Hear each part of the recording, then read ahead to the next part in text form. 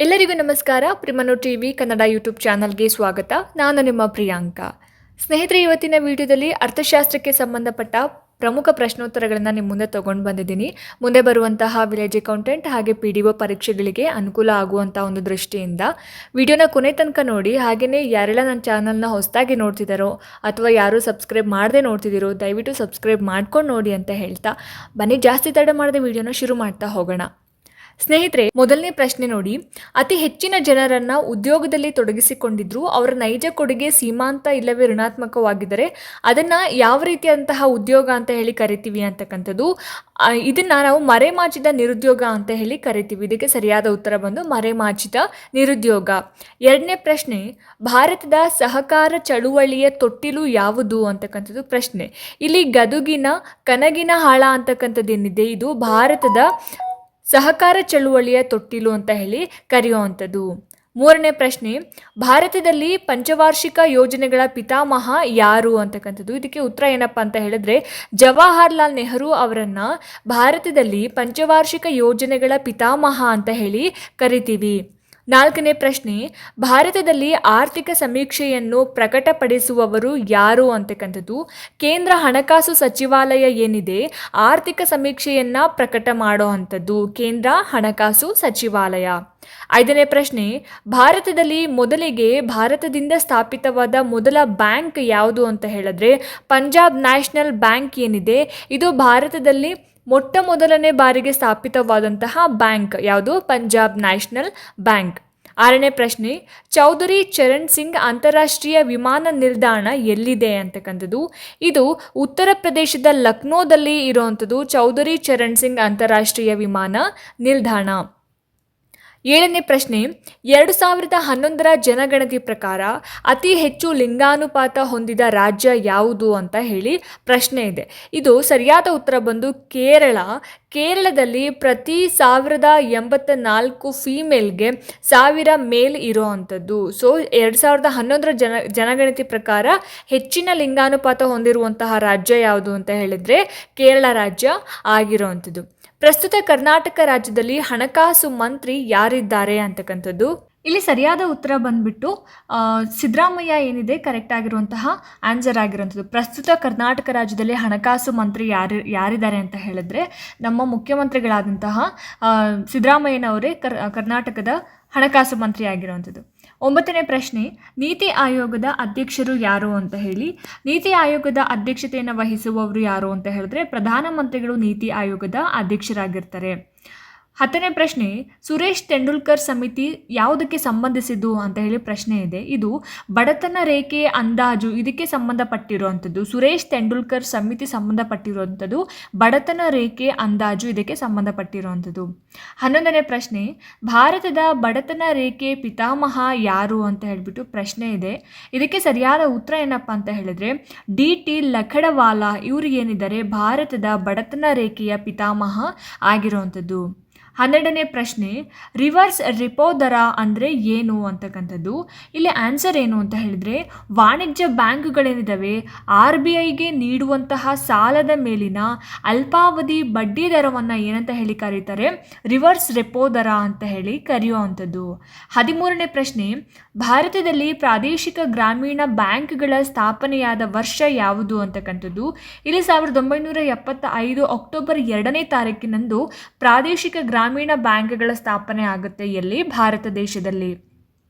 14ನೇ ಪ್ರಶ್ನೆ, ಹಣದುಬ್ಬರದ ಅರ್ಥ ಅಂತ ಕೇಳಿದ್ದಾರೆ. ಅಂದರೆ ಹಣದುಬ್ಬರ ಅಂದರೆ ಏನು ಅಂತ ಹೇಳಿ ಇಲ್ಲಿ ಉತ್ತರ ಏನಪ್ಪ ಅಂತ ಹೇಳಿದ್ರೆ ಸರಕುಗಳ ಬೆಲೆ ಹೆಚ್ಚಳ ಮತ್ತು ಹಣದ ಮೌಲ್ಯ ಕುಸಿತ ಆಗೋದು ಅಂತಕ್ಕಂಥದ್ದು.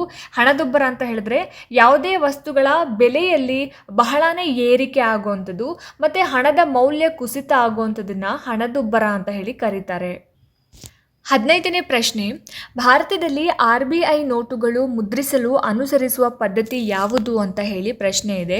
ಇಲ್ಲಿ ಕನಿಷ್ಠ ಮೀಸಲು ಪದ್ಧತಿಯನ್ನು ಏನು ಮಾಡ್ತಾರೆ RBI ನೋಟುಗಳು ಮುದ್ರಣ ಮಾಡೋದಕ್ಕೆ ಈ ಒಂದು ಪದ್ಧತಿಯನ್ನು ಅನುಸರಣೆ ಮಾಡುವಂಥದ್ದು ಕನಿಷ್ಠ ಮೀಸಲು ಪದ್ಧತಿ. 16ನೇ ಪ್ರಶ್ನೆ, ಭಾರತದಲ್ಲಿ ಹಣಕಾಸು ನೀತಿಯನ್ನು ರೂಪಿಸುವವರು ಯಾರು ಅಂತ ಹೇಳಿದ್ರೆ ಭಾರತೀಯ ರಿಸರ್ವ್ ಬ್ಯಾಂಕ್ ಏನಿದೆ RBI ಭಾರತೀಯ ರಿಸರ್ವ್ ಬ್ಯಾಂಕ್ ಭಾರತದಲ್ಲಿ ಹಣಕಾಸು ನೀತಿಯನ್ನು ರೂಪಿಸ್ತಕ್ಕಂಥದ್ದಾಗಿರುವಂಥದ್ದು. ಇನ್ನು 17ನೇ ಪ್ರಶ್ನೆ, ಭಾರತದ ಸಂಖ್ಯಾಶಾಸ್ತ್ರದ ಪಿತಾಮಹ ಯಾರು ಅಂತ ಹೇಳಿ ಪ್ರಶ್ನೆ ಇದೆ. ಉತ್ತರ ಏನಪ್ಪ ಅಂತ ಹೇಳಿದ್ರೆ PC ಮಹಾಲನೋಬಿಸ್ ಅಂತಕ್ಕಂಥವ್ರು ಏನಿದ್ದಾರೆ ಭಾರತದ ಸಂಖ್ಯಾಶಾಸ್ತ್ರ ಪಿತಾಮಹ ಅಂತ ಹೇಳಿ ಅನ್ನಿಸ್ಕೊಂಡಿರೋವಂಥದ್ದು.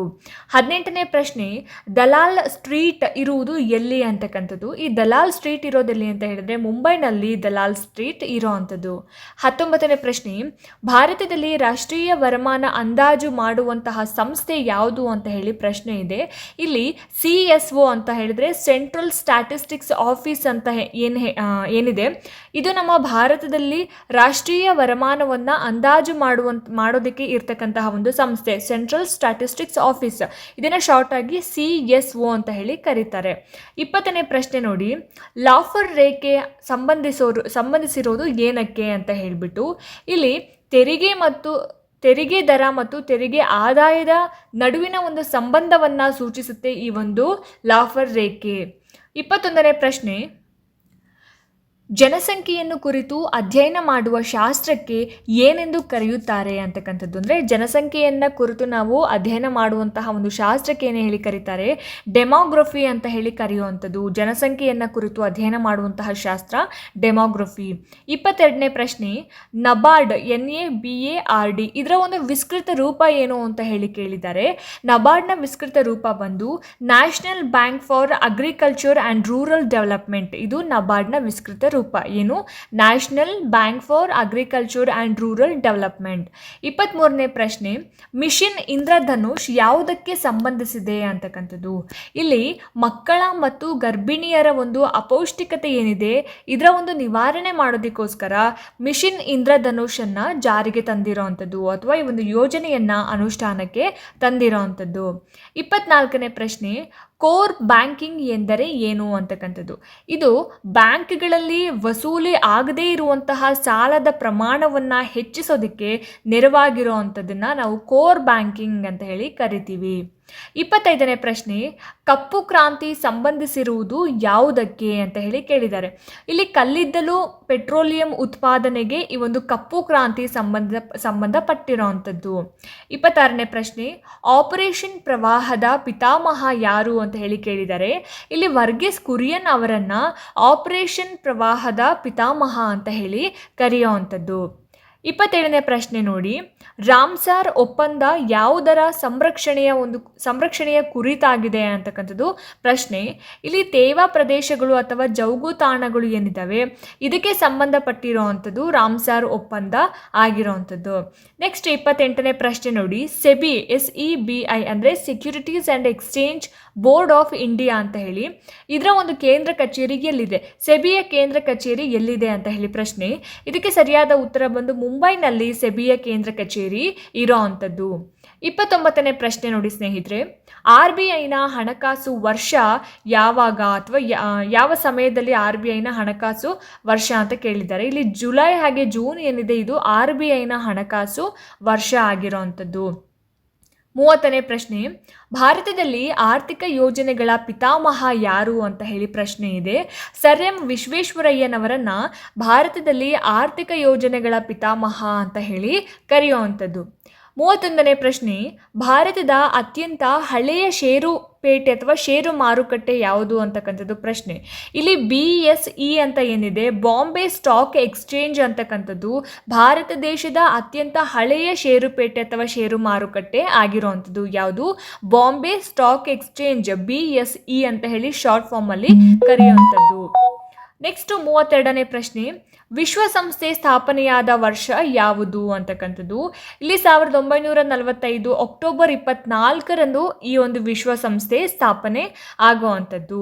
33ನೇ ಪ್ರಶ್ನೆ ನೋಡಿ, GSTಯ ವಿಸ್ತೃತ ರೂಪ ಏನು ಅಂತಕ್ಕಂಥದ್ದು. GSTಯ ಒಂದು ವಿಸ್ತೃತ ರೂಪ ಬಂದು ಗೂಡ್ಸ್ ಆ್ಯಂಡ್ ಸರ್ವಿಸ್ ಟ್ಯಾಕ್ಸ್ ಅಂತ ಹೇಳಿ. G ಅಂದರೆ ಗೂಡ್ಸ್ ಆ್ಯಂಡ್ ಎಸ್ ಅಂದರೆ ಸರ್ವಿಸ್, T ಅಂತ ಹೇಳಿದ್ರೆ tax, goods and service tax ಅಂತ ಹೇಳಿ ಈ ಒಂದು GSTಯ ವಿಸ್ತೃತ ರೂಪ ಆಗಿರುವಂಥದ್ದು. 34ನೇ ಪ್ರಶ್ನೆ, ಅರ್ಥಶಾಸ್ತ್ರದಲ್ಲಿ ನೊಬೆಲ್ ಪ್ರಶಸ್ತಿಯನ್ನು ಪಡೆದಂತಹ ಭಾರತೀಯ ಯಾರು ಅಂತ ಹೇಳಿ ಪ್ರಶ್ನೆ ಕೇಳಿದ್ದಾರೆ. ಅಂದರೆ ಭಾರತದಲ್ಲಿ ಮೊದಲನೇ ಬಾರಿಗೆ ಅರ್ಥಶಾಸ್ತ್ರದಲ್ಲಿ ಯಾರು ನೊಬೆಲ್ ಪ್ರಶಸ್ತಿಯನ್ನು ತಗೊಂಡಿದ್ದಾರೆ ಅಂತ ಹೇಳಿದ್ರೆ ಹೇಳಿದ್ರೆ ಅಮರ್ತ್ಯ ಸೇನ್ ಏನಿದ್ದಾರೆ ಇವರು ಮೊಟ್ಟ ಮೊದಲನೇ ಬಾರಿಗೆ ನಮ್ಮ ಭಾರತೀಯರಾಗಿ ಅರ್ಥಶಾಸ್ತ್ರದಲ್ಲಿ ಅದು ಕೂಡ ನೊಬೆಲ್ ಪ್ರಶಸ್ತಿಯನ್ನು ಪಡ್ಕೊಂಡಿರುವಂಥದ್ದು ಅಮರ್ತ್ಯ ಕುಮಾರ್ ಸೇನ್ ಅಂತ ಹೇಳಿಬಿಟ್ಟು.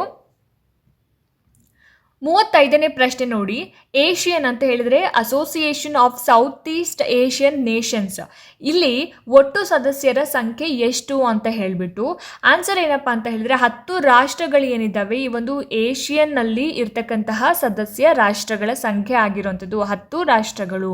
36ನೇ ಪ್ರಶ್ನೆ, ಪ್ಲ್ಯಾಂಡ್ ಎಕನಾಮಿ ಫಾರ್ ಇಂಡಿಯಾ ಈ ಒಂದು ಪುಸ್ತಕದ ಕರ್ತೃ ಯಾರು ಅಥವಾ ಪ್ಲ್ಯಾಂಡ್ ಎಕನಾಮಿ ಫಾರ್ ಇಂಡಿಯಾ ಅನ್ನುವಂತಹ ಪುಸ್ತಕವನ್ನು ಯಾರು ಬರೆದಿರೋದು ಅಂತ ಹೇಳಿದರೆ ಸರ್ ಎಂ ವಿಶ್ವೇಶ್ವರಯ್ಯನವರೇನಿದ್ದಾರೆ ಪ್ಲ್ಯಾಂಡ್ ಎಕನಾಮಿ ಫಾರ್ ಇಂಡಿಯಾ ಅನ್ನುವಂತಹ ಒಂದು ಪುಸ್ತಕವನ್ನು ರಚನೆ ಮಾಡ್ತಾರೆ ಅಥವಾ ಒಂದು ಪುಸ್ತಕದ ಲೇಖಕರಾಗಿರ್ತಾರೆ. 37ನೇ ಪ್ರಶ್ನೆ ನೋಡಿ, FRBM ಅಂತ ಹೇಳಿದರೆ fiscal responsibility and budget management ಈ ಒಂದು ಕಾಯ್ದೆ ಜಾರಿಗೆ ಬಂದಿದ್ದು ಯಾವಾಗ ಅಂತ ಹೇಳಿಬಿಟ್ಟು ಅಂದರೆ FRBM ಕಾಯ್ದೆ ಯಾವಾಗ ಜಾರಿಗೆ ಬಂತು ಅಂತ ಹೇಳಿದ್ರೆ 2003ರಲ್ಲಿ FRBM ಅಂತಕ್ಕಂತಹ ಒಂದು ಕಾಯ್ದೆ ಜಾರಿಗೆ ಬರೋ ಅಂಥದ್ದು. 38ನೇ ಪ್ರಶ್ನೆ, ಗೂಳಿ ಮತ್ತು ಕರಡಿ ಎಂಬ ಪದಗಳು ಯಾವ ಕ್ಷೇತ್ರಕ್ಕೆ ಸಂಬಂಧಪಟ್ಟಿದೆ ಅಂತಕ್ಕಂಥದ್ದು ಇಲ್ಲಿ ಮೆನ್ಷನ್ ಮಾಡಿದ್ದಾರೆ ನೋಡಿ. ಗೂಳಿ ಮತ್ತು ಕರಡಿ ಅನ್ನುವಂತಹ ಒಂದು 2 ವರ್ಡ್ಸ್ ಯಾವ ಒಂದು ಫೀಲ್ಡ್ಗೆ ರಿಲೇಟೆಡ್ ಆಗಿದೆ ಅಂತ ಹೇಳಿದರೆ ಇಲ್ಲಿ ಷೇರುಪೇಟೆ ಅಥವಾ ಷೇರು ಮಾರುಕಟ್ಟೆಗೆ ಗೂಳಿ ಮತ್ತು ಕರಡಿ ಅಂತಕ್ಕಂತಹ 2 ಪದಗಳನ್ನು ಬಳಕೆ ಮಾಡುವಂಥದ್ದು ಅರ್ಥಶಾಸ್ತ್ರದಲ್ಲಿ.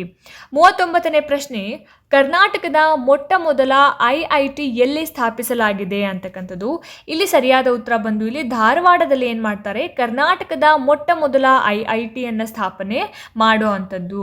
40ನೇ ಪ್ರಶ್ನೆ ನೋಡಿ, ಸಂಪೂರ್ಣ ಕ್ರಾಂತಿಯ ಹರಿಕಾರ ಯಾರು ಅಂತಕ್ಕಂಥದ್ದು ಪ್ರಶ್ನೆ. ಇಲ್ಲಿ ಜಯಪ್ರಕಾಶ್ ನಾರಾಯಣ್ ಏನಿದ್ದಾರೆ ಇವರು ಸಂಪೂರ್ಣ ಕ್ರಾಂತಿಯ ಹರಿಕಾರ ಅಂತ ಹೇಳಿ ಜಯಪ್ರಕಾಶ್ ನಾರಾಯಣ್ ರವರನ್ನು ಕರೆಯುವಂಥದ್ದು.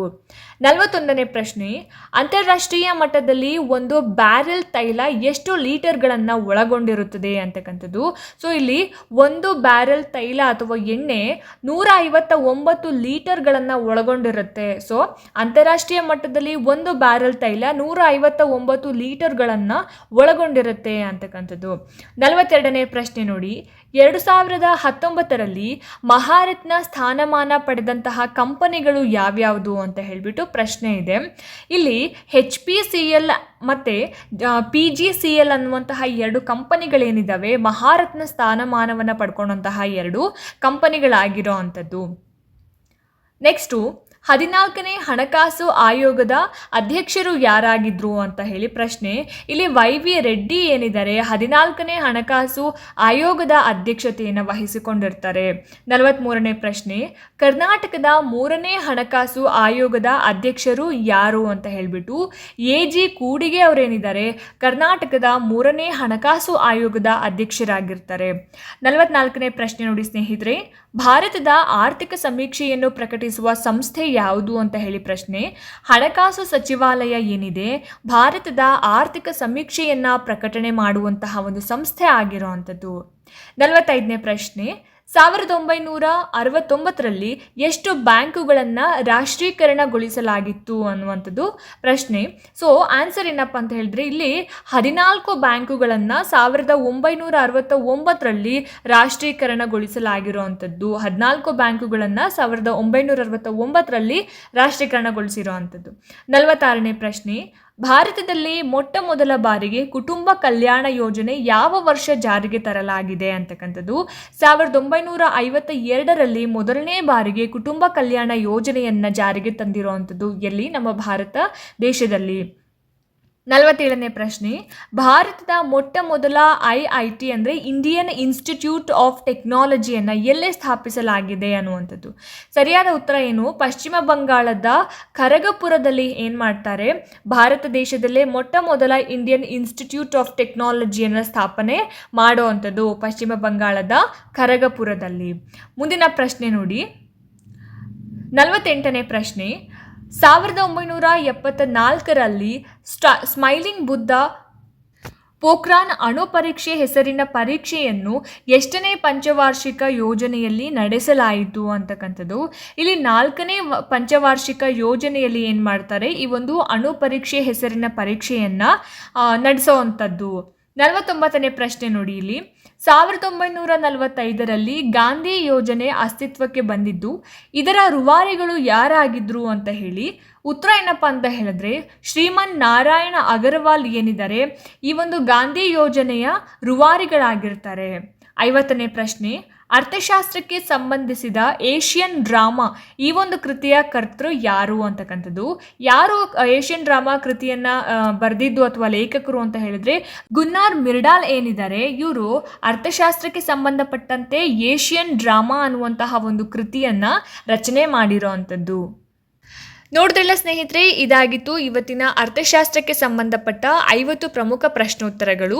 ಈ ವಿಡಿಯೋ ನಿಮ್ಮೆಲ್ಲರಿಗೂ ಕೂಡ ಅನುಕೂಲ ಆಗಿದೆ, ಇಷ್ಟ ಆಗಿದೆ ಅಂತ ಭಾವಿಸ್ತೀನಿ. ಇಷ್ಟ ಆಗಿದ್ರೆ ದಯವಿಟ್ಟು ಲೈಕ್ ಮಾಡಿ, ಶೇರ್ ಮಾಡಿ.